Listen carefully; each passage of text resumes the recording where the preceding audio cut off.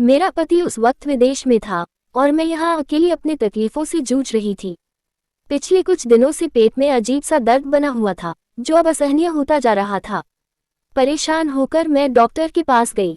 उन्होंने मेरी पूरी जांच की, फिर गंभीर होते हुए कहा कि उन्हें मुझसे एक ज़रूरी बात करनी है। उन्होंने मुझे अपने ऑफिस में बुलाया।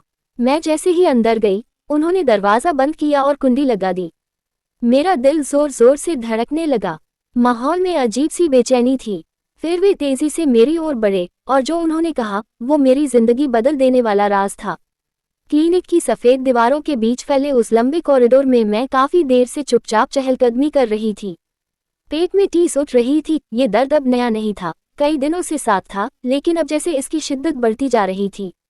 पहले तो सह लिया, सोचती रही कि शायद खुद ही ठीक हो जाएगा, मगर अब हालात हाथ से निकलते लग रहे थे। सचिन, मेरे पति, दुबई में नौकरी करते हैं। यहाँ इस शहर में, इस घर में मैं बिल्कुल अकेली हूँ। हर जिम्मेदारी मेरी अपनी, घर, काम, जरूरतें, सब कुछ। सबसे बड़ी तकलीफ ये थी कि जब दर्द मन का हो या शरीर का, तो कोई पास नहीं था जिसे गले लगाकर रो लिया जाए। न ससुराल पास था, न मायका, दोनों शहरों से दूर, और मैं इस शांत मगर सुनसान माहौल में कैद सी हो गई थी। सचिन ने बड़े प्यार से ये घर बनवाया था। कहते थे यहाँ का माहौल तुम्हें सुकून देगा, लेकिन अब ये सुकून मुझे काटने को दौड़ता था। उसी सोच में डूबी थी कि तभी नर्स की आवाज़ ने मेरा ध्यान खींचा। उन्होंने मेरा नाम पुकारा। मैं धीमे धीमे कदमों से डॉक्टर चेतन के केबिन की ओर बढ़ने लगी। वही अल्ट्रासाउंड स्पेशलिस्ट जिनकी रिपोर्ट पर डॉक्टर रीता आंख मूंद कर भरोसा करती थी। वे दोनों अक्सर साथ मिलकर मरीजों की जांच करते थे, और अब मेरी बारी थी। मैं धीमे धीमे चलते हुए कमरे के भीतर दाखिल हुई। डॉक्टर चेतन अपने डेस्क पर रिपोर्ट्स में व्यस्त थे। उन्होंने बिना कुछ कहे एक इशारे से मुझे बेड पर लेटने को कहा। मैंने पर्दा खींचा, उसे ठीक से सेट किया और फिर बेड पर लेट गई। वहां पहले से एक हल्की चादर रखी थी जिसे मैंने खुद पर ओढ़ लिया। कुछ मिनटों बाद डॉक्टर की आवाज़ आई, मैसेज सोनिया, मैं आ जाऊं।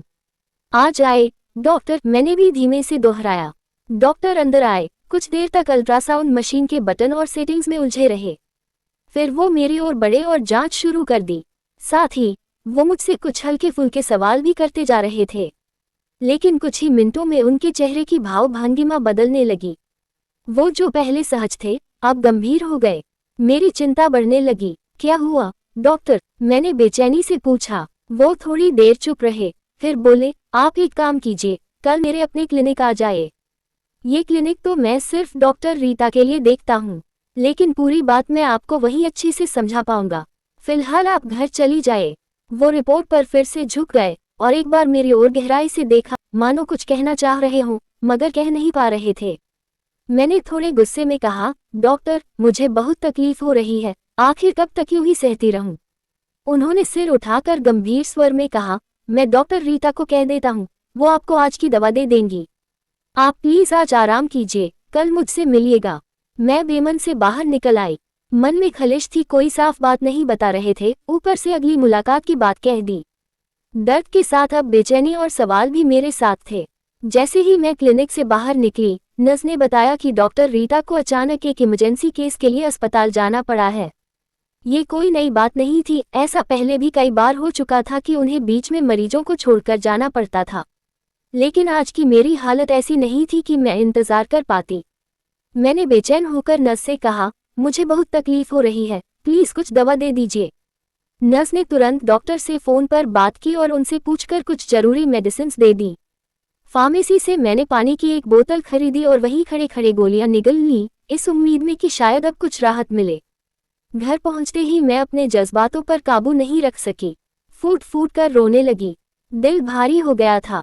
सचिन दूर देश में अपने काम में व्यस्त हैं और यहाँ मैं एक एक दिन अकेले, खामोशी और दर्द के साथ काट रही हूँ। कोई नहीं था जिससे दिल की बात कह सकूं, कोई कंधा नहीं था जिस पर सिर रखकर सुकून पा सकूं।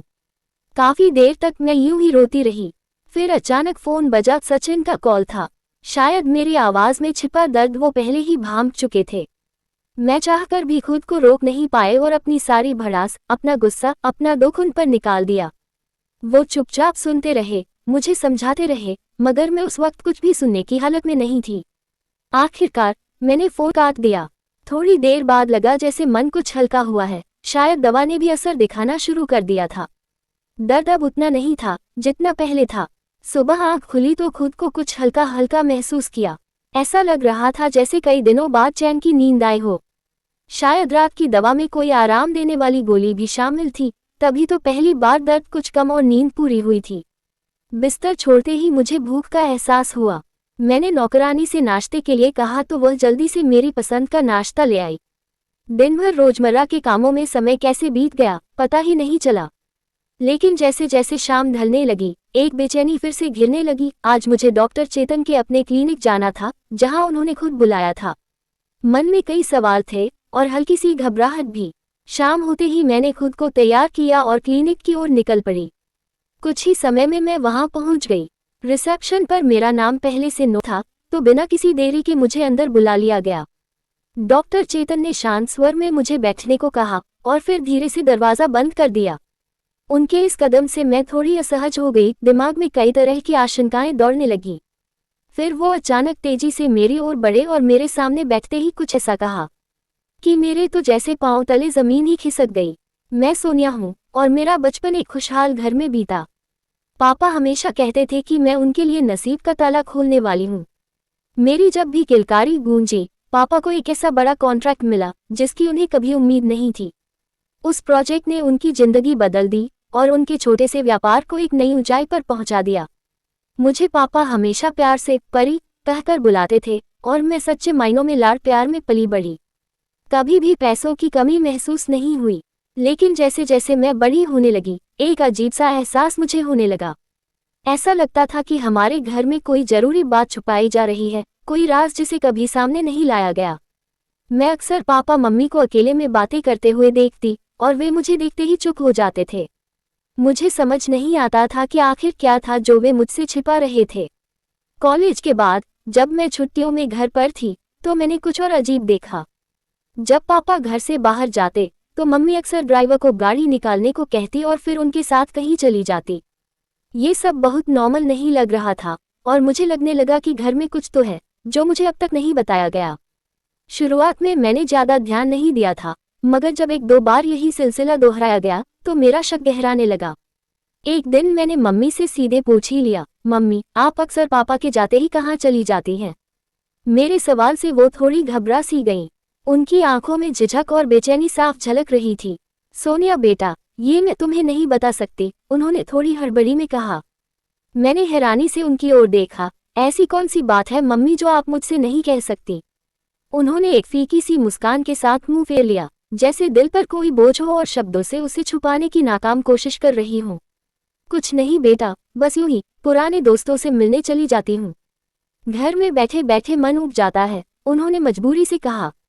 मैं समझ नहीं पा रही थी कि मम्मी कैसी बात कर रही हैं। मैंने तो कभी नहीं सोचा था कि उन्हें अपने ही घर में बोरियत महसूस होती होगी, खासकर अब जब मैं खुद भी घर पर थी। मगर मम्मी, अब तो मैं भी घर पर हूँ, आप मेरे साथ वक्त क्यों नहीं बिताती? मैं न चाहते हुए भी उलझन में पड़ गई थी। उन्होंने बस सिर झटका और बिना कुछ कहे वहां से चली गई। उस पल मेरे मन में कई सवाल उठ खड़े हुए। मुझे अंदर तक तकलीफ हुई थी। मम्मी हमेशा मुझसे थोड़ा अलग थलग रहती थी, जबकि पापा का तो सारा वक्त जैसे मेरे लिए ही होता था। वो मेरे आसपास मंडराते रहते, मेरी हर पसंद नापसंद का ख्याल रखते और मेरी हर छोटी बड़ी ख्वाहिश पूरी करने की कोशिश करते। फिर मम्मी क्यों इतना अलग रहती हैं? क्या वो मुझसे कुछ छुपा रही हैं? इस सवाल ने मेरी नींदें उड़ा दी थीं। हालांकि मम्मी हमेशा मुझे बहुत प्यार करती थी, लेकिन उस दिन उनका बर्ताव कुछ बदला बदला सा लगा। मैंने जब थोड़ा पीछे जाकर सोचा तो महसूस हुआ कि जब भी पापा मुझे दुलारते, मम्मी के चेहरे पर हल्की सी उदासी छा जाती थी। ये बदलाव पहले कभी नहीं महसूस किया था, लेकिन अब ये बातें मुझे परेशान करने लगी थी। एक पल को मन में ख्याल आया, क्या मम्मी मेरी सगी माँ है भी या नहीं? मगर ये कैसे हो सकता था? मेरी बचपन की तस्वीरों में हॉस्पिटल के उस सफ़ेद कमरे में मम्मी ही थी जो मुझे गोद में लिए मुस्कुरा रही थी। उनके हाथ में ड्रिप लगी थी। जब मैं छोटी थी, उस तस्वीर में ड्रिप देखकर डर जाती थी और पूछ बैठती थी, मम्मी आपके हाथ में क्या हुआ था? तब वो मुस्कुरा कर कहती, जब तुम पैदा हुई थी बेटा, तो डॉक्टर ने मुझे ताकत देने के लिए ये लगाया था ताकि मैं तुम्हारा ख्याल अच्छे से रख सकूं। ये बातें याद आते ही मेरा हर शक जैसे छूमंतर हो जाता। मगर फिर भी घर का माहौल, उनकी छुपी छुपाई हरकतें कुछ और ही कहानी बयां कर रही थी। एक दिन मैंने तय किया कि अब और नहीं, मुझे सच जानना ही होगा। अगली सुबह मम्मी के घर से निकलने से पहले ही मैं पूरी तैयारी में थी।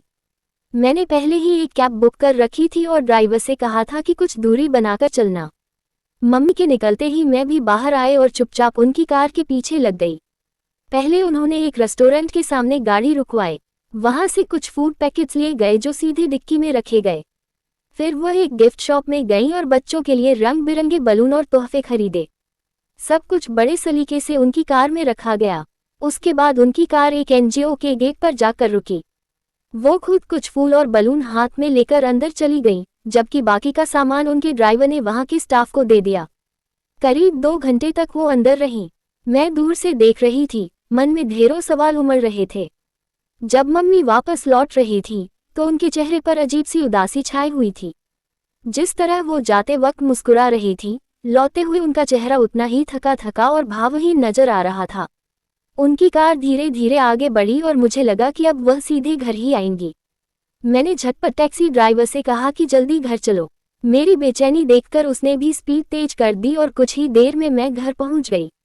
मैंने टैक्सी का किराया चुकाया और जल्दी से अंदर भाग गई, जैसे कोई चोरी करके लौटी हो। नौकरानी को मैंने कुछ नहीं बताया और न ही किसी ने मुझसे कुछ पूछा। चौकीदार ने सिर्फ मुझे वापस आते देखा था, मगर उसने भी कोई सवाल नहीं किया। वैसे भी मम्मी को आदत नहीं थी कि वो नौकरों से ज्यादा सवाल जवाब करें। लेकिन मेरी सोच के उलट मम्मी पूरे 2 घंटे बाद लौटी।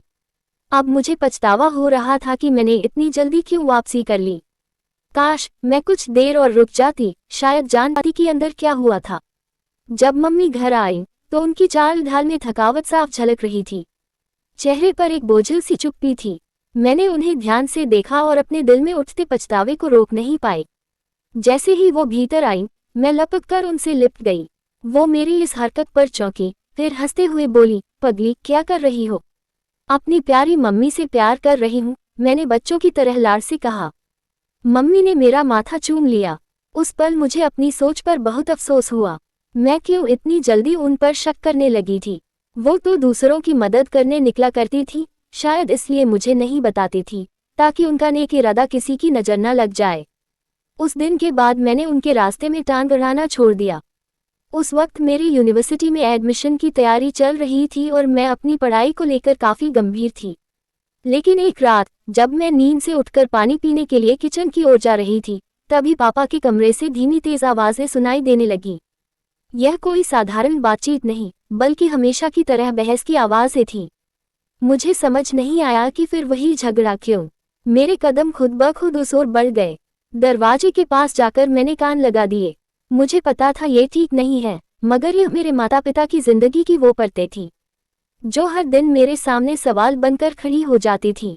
मैं अब और अनजान नहीं रहना चाहती थी। दरवाजा हल्का सा खुला था, इसलिए केवल सुनाई ही नहीं, दिखाई भी दे रहा था। मैंने देखा कि मम्मी पापा से उलझ रही थी और पापा चुपचाप गर्दन झुकाए उनकी बात सुन रहे थे, मगर उनकी आंखों में गुस्सा साफ झलक रहा था। ये मुमकिन नहीं है, नगमा। मैं कितनी बार कह चुका हूं तुमसे, अब ये बहस बंद करो, पापा ने ऊंची आवाज में कहा। मम्मी की आंखें भर आई थीं। क्यों करते हैं आप ऐसा? क्या मेरा इस घर पर कोई हक नहीं? उनकी आवाज अब कांप रही थी। मैं ये सब देख सुन नहीं पा रही थी। मैं अचानक दरवाजा खोलकर अंदर चली गई। मेरी मौजूदगी से दोनों चौंक गए। मम्मी ने तुरंत अपना चेहरा फेर लिया और आंखें पोंछते हुए वॉशरूम की तरफ बढ़ गईं। पापा धीरे धीरे मेरी तरफ आए और मेरे कंधे पर हाथ रखकर मुझे सोफे पर बैठाया। सोनिया बेटा, तुम इस वक्त यहाँ? सब ठीक है? उन्होंने मेरे चेहरे को पढ़ने की कोशिश की। पापा, ये सब क्या हो रहा है? आप लोग हमेशा इस तरह क्यों लड़ते रहते हैं? मेरी आवाज में गुस्सा नहीं, बस दर्द था। पापा एक पल के लिए खामोश हो गए, फिर हल्की सी मुस्कान लाकर बोले, कुछ नहीं बेटा, तुम्हारी मम्मी की तबीयत थोड़ी ठीक नहीं रहती, बस उसी को लेकर थोड़ी कहासुनी हो गई। मैंने उनकी आंखों में देखा, वहां सिर्फ सच छुपाने की कोशिश थी। मैं उन्हें समझा रही थी कि मम्मी की हालत ठीक नहीं लग रही, हमें डॉक्टर के पास चलना चाहिए, लेकिन वह किसी भी तरह से मान ही नहीं रही थी। अब बताओ, ऐसी जिद पर मुझे गुस्सा क्यों न आता? लेकिन पापा हमेशा की तरह मुझे बहलाने लगे। पापा, आप मुझसे झूठ क्यों बोल रहे हैं? मैंने उनकी हथेली को थामते हुए धीमे स्वर में कहा। उन्होंने मेरी आंखों में झांकने के बजाय नजरें चुरा लीं। यह आज की बात नहीं थी, मैं रोज महसूस करती थी कि कुछ न कुछ ऐसा है जो छुपाया जा रहा है। मैं अक्सर मम्मी पापा के बीच होने वाली बहसें सुनती रही हूँ। मैंने महसूस किया था कि मम्मी अब पहले जैसी नहीं रही, वो थकी थकी गुमसुम सी रहने लगी थी। प्लीज पापा, मुझसे कुछ मत छुपाए, मैंने थरथराती आवाज में कहा। मुझे आप दोनों का यूं टूटना अच्छा नहीं लगता। मैं आप दोनों से बहुत प्यार करती हूँ। मेरी आंखों से आंसू बहने लगे और पापा ने मुझे खींचकर अपने सीने से लगा लिया। पहली बार मैंने महसूस किया कि उनके कंधे भी हिल रहे थे, वो भी रो रहे थे। उनके आंसू मेरे बालों में गिर रहे थे और मुझे पहली बार लगा कि मेरे मजबूत पापा अंदर से कितने टूटे हुए हैं। मुझे खुद पर अफसोस हुआ कि न चाहते हुए भी मैंने उन्हें रुला दिया। तभी मम्मी वॉशरूम से बाहर आई। मुझे अब तक पापा के पास बैठा देख वह हैरान रह गई। सोनिया बेटा, अब तक यही हो, चलो अपने कमरे में चलो, पापा को मत परेशान करो। वह मेरे पास आई और मेरा हाथ पकड़कर उठाने लगी, लेकिन पापा ने उनका हाथ रोक लिया। नगमा, रहने दो, अब हमारी बेटी बच्ची नहीं रही, वो अब हमारे दुख को समझ सकती है। पापा की आवाज में दर्द साफ था। मम्मी फिर से रोने लगी। मैं हैरान थी, समझ ही नहीं पा रही थी कि ऐसा क्या है जो दोनों को इतना तोड़ रहा है। प्लीज पापा, अब तो बता दीजिए, मेरा दिल बैठा जा रहा है, मैंने कांपती आवाज में कहा। पापा ने मेरी आंखों में देखा और फिर बोलना शुरू किया। सोनिया, तुम्हारी मम्मी और मैं रिश्ते में फर्स्ट कजिन हैं। हमने एक दूसरे से मोहब्बत की और घरवालों की मर्जी के खिलाफ शादी की। शुरुआत में सब कुछ बहुत अच्छा था, हम बहुत खुश थे। मैं सांस रोककर सुनती रही। शादी के 3 साल बाद मम्मी पापा को एक प्यारा सा बेटा हुआ, जो बहुत ही सुंदर और चंचल था। उसका नाम रवि रखा गया। जब रवि पैदा हुआ तो पापा ने बहुत बड़ी पार्टी दी थी। वह इतने खुश थे कि जैसे दुनिया की सारी खुशियां उनके पास आ गई हों। रवि के जन्म के बाद पापा का मानो सारा ध्यान उस पर था। वह हमेशा उसकी तारीफ करते रहते थे। लेकिन एक दिन रवि की तबीयत अचानक बिगड़ गई। मम्मी पापा उसे लेकर डॉक्टर के पास गए, लेकिन जब तक इलाज हुआ काफी देर हो चुकी थी। डॉक्टर ने जो बताया वह सुनकर पापा के होश उड़ गए। डॉक्टर ने बताया कि रवि को स्ट्रोक नहीं हुआ था, बल्कि यह एक पैदाइशी समस्या थी। डॉक्टर ने बताया कि इसकी वजह से रवि की दिमागी नसें प्रभावित हो गई थीं और अब वह शारीरिक रूप से बहुत कमजोर हो चुके थे, यहाँ तक कि हिलने डुलने में भी असमर्थ थे। पापा ने रवि का इलाज करवाने की पूरी कोशिश की, कई टेस्ट और दवाइयां करवाईं, लेकिन जब डॉक्टर ने सच बताया कि यह समस्या पैदाइशी है और इसका कोई इलाज नहीं है, तो पापा जैसे टूट से गए थे। डॉक्टर ने उन्हें अफसोस के साथ बताया कि उनका बच्चा कजिन मैरिज की वजह से इस स्थिति से गुजर रहा है। डॉक्टर ने समझाया कि कजिन मैरिज से यह समस्या 3 नस्लों तक ट्रांसफर हो सकती है, जिससे कई तरह की प्रॉब्लम्स होती हैं, जैसे कोई औलाद नहीं होती, अगर होती है तो वह जल्दी मर जाती है, या फिर शारीरिक और मानसिक समस्याएं होती हैं। ये सब सुनकर पापा और मम्मी दोनों ही टूट गए थे। मम्मी को तो जैसे सदमा सा लग गया था। वह दिन रात रवि के साथ लगी रहती, उसे ख्याल रखने के अलावा कुछ और नहीं सोचती थी। उनके कपड़े कई कई दिन तक बिना बदले रहते थे, लेकिन वह किसी और चीज की परवाह नहीं करती थी। रवि जब 5 साल का हुआ तो एक दिन मम्मी की तबीयत अचानक खराब होने लगी। डॉक्टर से जांच करवाने पर पता चला कि मम्मी फिर से प्रेग्नेंट थी। पापा बहुत गुस्से में थे जब मम्मी ने बताया कि वह फिर से प्रेग्नेंट है। उनका पहले से ही रवि की स्थिति को लेकर मन भारी था और अब इस नए बच्चे को लेकर उनका गुस्सा और बढ़ गया था। पापा ने कई बार मम्मी से बच्चा गिराने की कोशिश की, लेकिन मम्मी की जान को खतरा था और इसलिए यह बच्चा सही सलामत इस दुनिया में आ गया। मगर मम्मी अब भी रवि के लिए बेहद परेशान रहती थी। वह उसे छोड़कर कहीं जाने को राजी नहीं थी, लेकिन पापा ने यह फैसला लिया कि रवि को एक एनजीओ भेज दिया जाए। पापा ने रवि के लिए एक अलग कमरा दिलवाया था और उसकी सभी जरूरतों का ख्याल रखा। मम्मी के लिए यह बहुत मुश्किल था, क्योंकि वह उसे छोड़ने के लिए तैयार नहीं थी, उनका दिल टूट रहा था।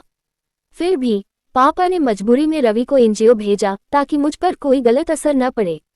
हालांकि पापा ने रवि को दूर रखा, मम्मी हर रोज उसकी ममता से मजबूर होकर एनजीओ जाया करती थी।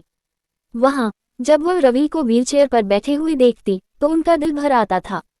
वह देर तक उसके पास बैठकर उसे अपने हाथों से खाना खिलाती थी और उसका ध्यान रखती थी। लेकिन पापा अब भी रवि को घर वापस लाने को राजी नहीं थे। वह नहीं चाहते थे कि रवि की हालत का असर मुझ पर पड़े, और वह ये भी नहीं चाहते थे कि मैं जानूं कि मेरी माँ ने मुझे छोड़कर अपने बेटे से मिलने जाने के लिए इतनी मेहनत की है। वह अब बड़ा हो गया था उसकी दाढ़ी मुझ भी निकल आई थी और मम्मी रोज उसकी शेविंग करवा देती थी। वह अब मासूम बच्चा नहीं था, लेकिन उसे अपनी स्थिति का कोई एहसास नहीं था। मम्मी और पापा ने भाई को एनजीओ से घर लाने का फैसला लिया। जब वह घर आया तो मैं देख रही थी कि वह बेहद सुंदर था और उसके चेहरे पर एक मासूमियत थी जो मुझे अपनी ओर खींच रही थी। मम्मी का चेहरा खुशी से दमक रहा था और वह आखिरकार अपने बेटे को अपने पास देख पा रही थी, जिसका वह इतने सालों से इंतजार कर रही थी। अब मम्मी और मैं भाई का बहुत ख्याल रखने लगे थे। भाई में धीरे धीरे बदलाव आ रहा था। वह पागल नहीं था, बल्कि उसके दिमाग की स्थिति अलग थी। वह खुद को छोटे बच्चे की तरह समझता था और कभी कभी ऐसी बातें करता था जो सुनकर हम सब भी हैरान रह जाते थे। पापा भी खुश थे और मुझे खुशी थी कि अब मैं अपने भाई के साथ समय बिता सकती थी। मैं रोज उसे चॉकलेट लाकर देती और वह खुशी से झूम उठता था। दिन गुजरते गए और फिर एक दिन मेरे लिए रिश्ते का प्रस्ताव आया, मगर पापा ने पहले ही उसे मना कर दिया था। फिर मेरी शादी सचिन से कर दी गई। मैं बहुत खुश थी क्योंकि सचिन बहुत अच्छा इंसान था और वह विदेश में काम करता था। कभी कभी हर 4 महीने में आता था। इस बार वह 4 महीने से बाहर गया हुआ था और मुझे महसूस हो रहा था कि मेरी तबीयत ठीक नहीं है। मैं डॉक्टर चेतन के पास गई और जो उन्होंने मुझे बताया वह मेरी दुनिया को हिला देने वाला था। डॉक्टर ने कहा कि मैं प्रेग्नेंट हूँ, लेकिन जो बच्चा मेरे पेट में है वह शारीरिक रूप से पूरी तरह से ठीक नहीं हो सकता। 3 साल बाद मुझे वह खुशखबरी मिली थी, लेकिन ये सब मेरे लिए किसी बुरे सपने जैसा था।